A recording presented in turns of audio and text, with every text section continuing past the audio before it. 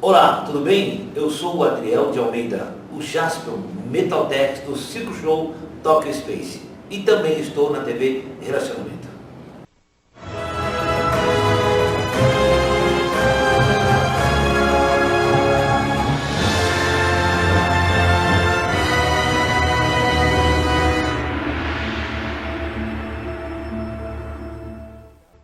Olá, internautas, bom dia!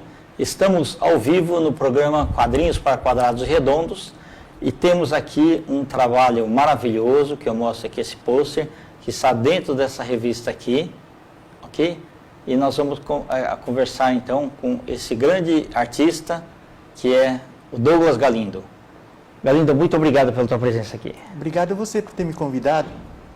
Galindo, conta um pouquinho sobre sua trajetória profissional. Eu queria que você mostrasse esse desenho aqui, para a gente não esquecer aí. Veja bem, esse desenho é de uma época em que a gente fazia as coisas totalmente manuais, né? Foi feito com aerógrafo. Puxa para frente um pouquinho assim. Isso, aí. Uma coisa que nós que hoje em dia parece que está voltando, que é justamente a fazer as coisas manualmente, né? É interessante porque aqui a gente tem toda uma história, né, que inclusive os detentores da Sony que não estavam gostando dos efeitos, que começaram a ser muito valorizados, o sombreamento, a valorização, então eles voltaram a fazer as coisas bem, quase que vetorialmente, né? A verdade, Kendi, é que eu considero que assim, a gente tem uma vida que é um processo, né? E nesse processo a gente tem eventos, que são pequenos capítulos que marcam a nossa vida, né? Então eu tenho uma história muito comum, né? De pessoa que gostava do desenho, que fez realmente uma opção por tentar alguma coisa pelo desenho. E eu fui tentar, né, com conhecidos que tinham escritório de arquitetura ou qualquer coisa assim, a tentar entrar em alguma coisa que tivesse a ver com a arte, né? E eu sei que isso foi o caminho inicial. Aí eu precisava custear meus vestibulares, entrei numa instituição financeira, um banco, para custear o vestibular. Depois eu permaneci nesse banco para poder pagar a faculdade. E aí depois, no último ano da faculdade, eu fui convidado pelo meu professor para trabalhar junto com ele. Então eu me lembro, que eu ganhava... artes plásticas você fez? Eu fiz comunicação social. Comunicação social, perfeito. E aí o que acontece? Eu me lembro que quando eu fui trabalhar com ele, eu ganhava 10 bananas, né, no banco, fui ganhar uma banana lá, mas todo contente porque estava ingressando em alguma coisa que tivesse a ver com a arte, né? Tá. E eu me lembro que eu era muito ingênuo, né, muito cru, não existia essas coisas que a gente tem acesso hoje, de internet, de tutoriais, de network, de programas como o seu, que ajudam a gente a fazer divulgação e se tornar mais conhecido de alguma maneira. Eu me lembro que a brincadeira que fizeram logo que eu entrei foi para que eu buscasse retícula colorida, né, em pó. Eu falei assim, puxa, mas onde eu vou arrumar isso, né? Então, são coisas que a gente fez. E é interessante eu falar dessa ingenuidade, porque logo em seguida eu fui convidado a fazer, como eu gostava, né, a fazer a história em quadrinho do Capitão 7. Mas antes você rascunhava em casa já? Quanto pedaço de papel que me aparecesse na mão, né? Eu me lembro que a gente desenhava bastante naqueles papéis que embrulhavam pão, e depois eu me lembro que a gente fazia isso também com embalagem, né? Embalagem de sucrilho, tudo a gente virava ela e desenhava lá, pintava lá, né? Era uma época de também dificuldade de recurso, de acesso a você ter informação de que pintar, como pintar.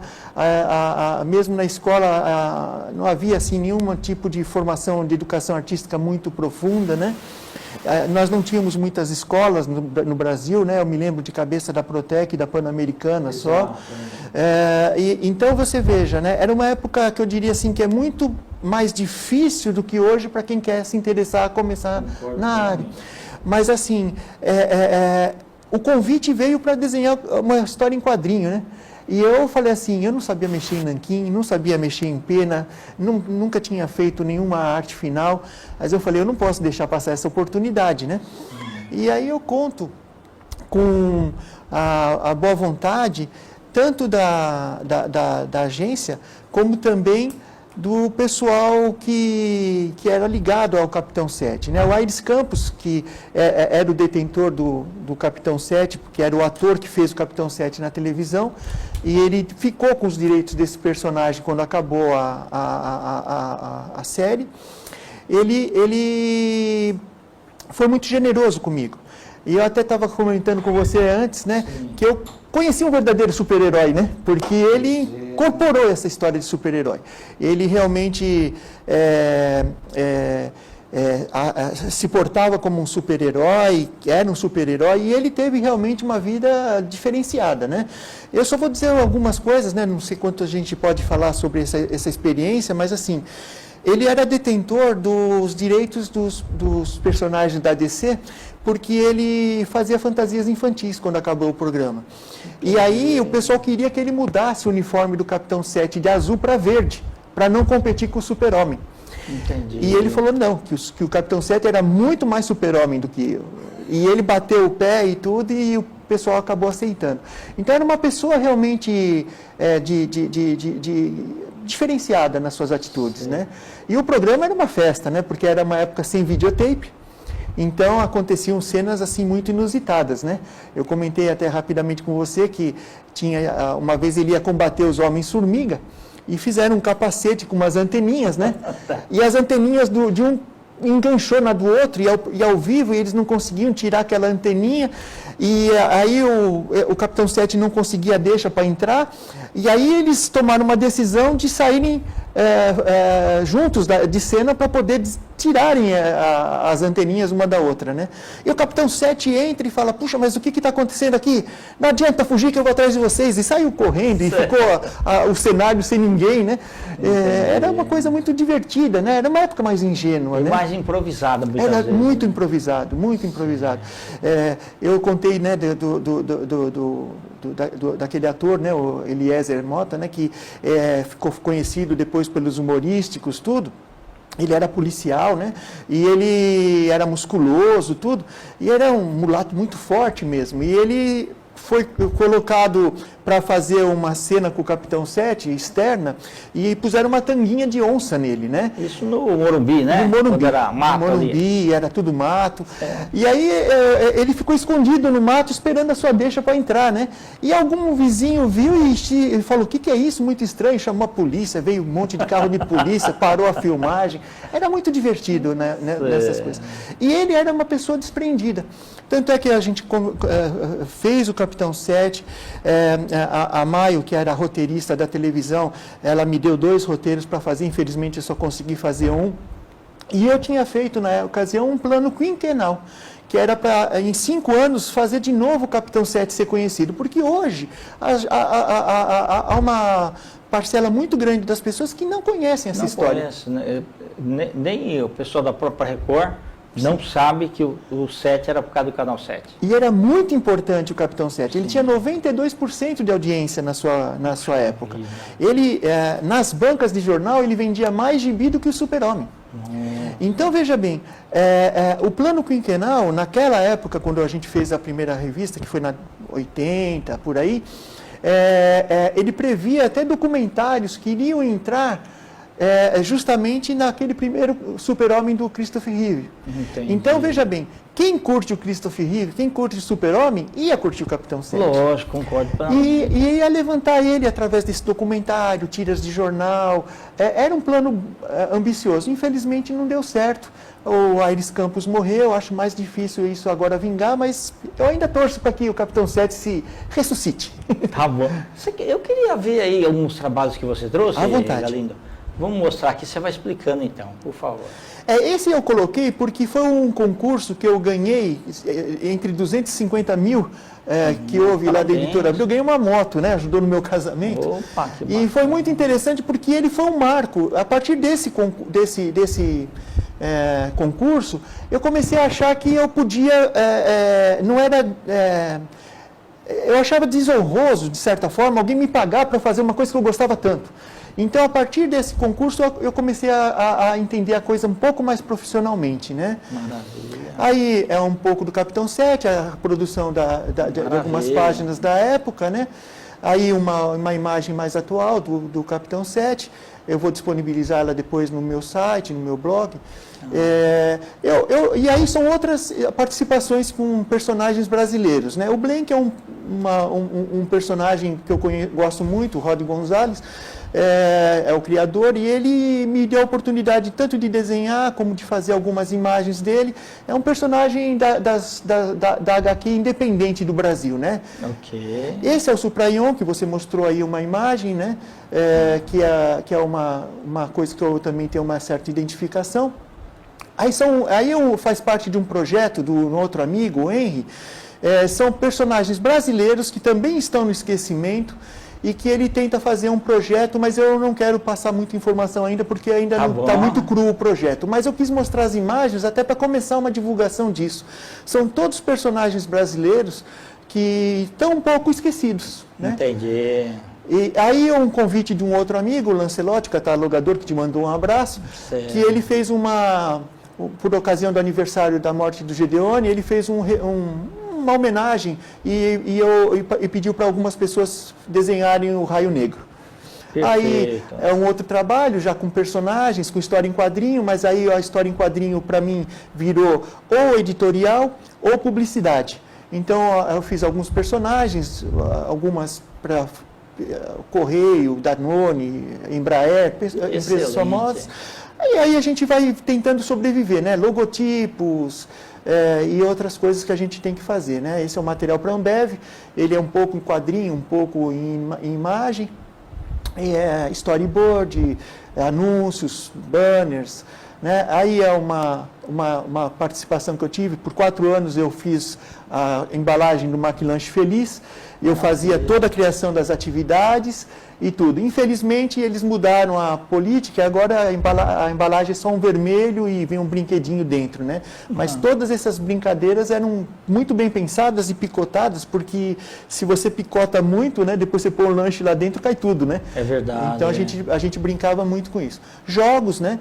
A gente tem uma participação muito ativa com jogos, tanto esse é o Jogo da Vida da Estrela, me parece que eles mudaram o tabuleiro, mas era uma época que eu ainda... Excelente, muita gente brincou com isso daí, então, meus filhos inclusive. Aí um material para Grow, personagens que a gente vai fazendo nos joguinhos, aí eu enveredo pela também ilustração científica, médica, né, fazendo algumas coisas nesse nível. Essa imagem eu coloquei que é muito interessante, porque é a visão de um satélite. Então, vai se aproximando e acontece de chegar mais próximo. Veja bem que é muito complicado, porque isso tudo é desenhado. É verdade. Até contei com a ajuda da minha filha, que desenhou para mim no Illustrator a grande parte dele, e depois eu fui trabalhando em cima. Foi muito agradável trabalhar os dois. Aí, uma parte também das coisas que eu ando fazendo, aquele do lado inferior é a minha esposa, que faleceu há cerca de 1 ano. E a gente vai fazendo... Família de artistas, né?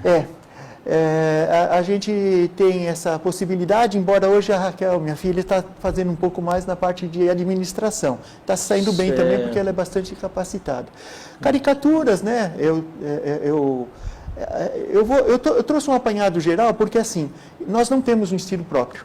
Eu não tenho estilo próprio. Então, a gente desenvolve alguma coisa para o serviço. Bacana. Eu sou de uma época que existia uma prancheta, você sentava nela e vinha um job do cliente pedindo uma coisa cada vez diferente da outra. E você tinha que resolver. Isso teve seu lado positivo, mas também teve um lado negativo, porque as pessoas hoje não sabem direito, não te reconhecem por um estilo, né? Mas a gente tem feito, isso é um material didático, envolve muita pesquisa, é tudo desenhado, é desenvolvido. Aí um material tanto para a indústria farmacêutica como de jogos pessoais. Então você vê que a gente vai tentando eu tentei mostrar um pouco do apanhado geral. Esse foi uma homenagem que eu fiz para você, trouxe para você de presente.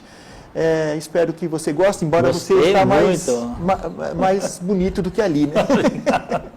E aí são os contatos que eu disponibilizo.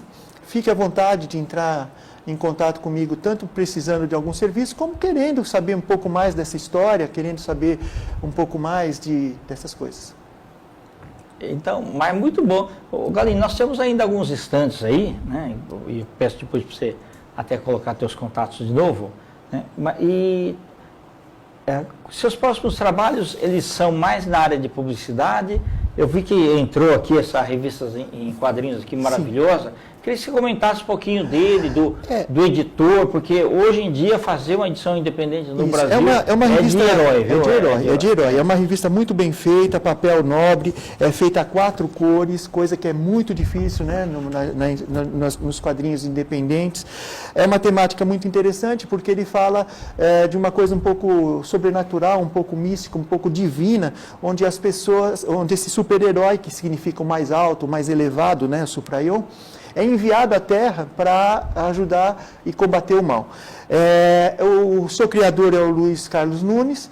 Vocês podem entrar em contato direto com ele pelo Face, só adicionar ele e entrar em contato direto. Ou então entre em contato comigo, que eu coloco em contato com vocês. Ele vai ter o maior prazer em fazer chegar até você a revista.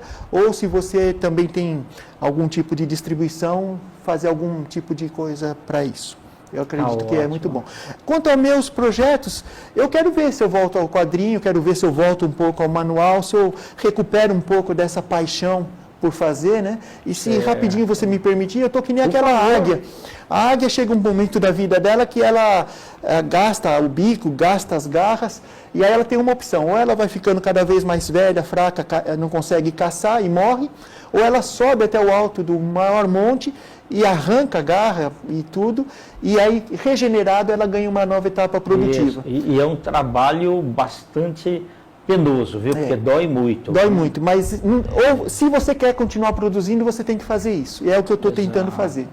Maravilha. E tua filha também está convidada para vir aqui, para ser entrevistada também. Obrigado. Maravilha. E eu, voltando lá ao que você falou do Capitão 7, sim, vamos bater um papo aí. Eu também queria fazer um resgate aí desse herói aí que foi desenhado por grandes desenhistas. É verdade, aí, é verdade. Né? Então, eu lembro de capas do Jaime Cortez, tem do Júlio Shimamoto. Exatamente, né? História realmente fantástica. Sim. Tá bom, estou à sua disposição. Eu quero agradecer a oportunidade e dizer que, para qualquer coisa, mesmo que seja um bate-papo, mesmo que seja uma dica de desenho, eu estou disponível. Tá ótimo. Ô Galindo, eu vou agradecer novamente aqui pelo desenho e me fala o seguinte, desse trabalho aqui que era da prancheta, você guardou também bastante originais ou não? Infelizmente eu não tenho tantos, porque eles ficavam com o cliente. Ah, tá, ok. Né? Eu tenho alguma coisa. E naquela época não tinha nem scanner, nada, não você tinha. tirava uma fotinha só. Sim, às vezes a foto não ficava boa, era em negativo, né? Você não tinha oportunidade de refazer porque você já tinha entregue o trabalho. Mas eu tenho alguma coisa assim lá, tenho um arquivo lá, porque são cerca de 30 e poucos anos, né, que a gente está nessa luta, né? Então eu tenho alguma coisa. Precisa fazer uma biografia aí sobre a tua vida. Tá bem. Mas já dá, pelo que você trouxe aqui de material, dá para ter uma boa ilustração já. Olha, eu estou à disposição. Qualquer coisa que você precisar, divulgar o Capitão 7, divulgar o HQ Nacional, fazer projetos de ressuscitar tudo isso, pode contar comigo. Tá ótimo. Galindo, muito obrigado pela tua presença, né? Eu vou mostrar aqui o desenho aqui original que me foi presenteado, tá? Muito obrigado. Né? E finalizamos então mais um programa Quadrinhos para Quadrados e Redondos. Um grande abraço e até a próxima.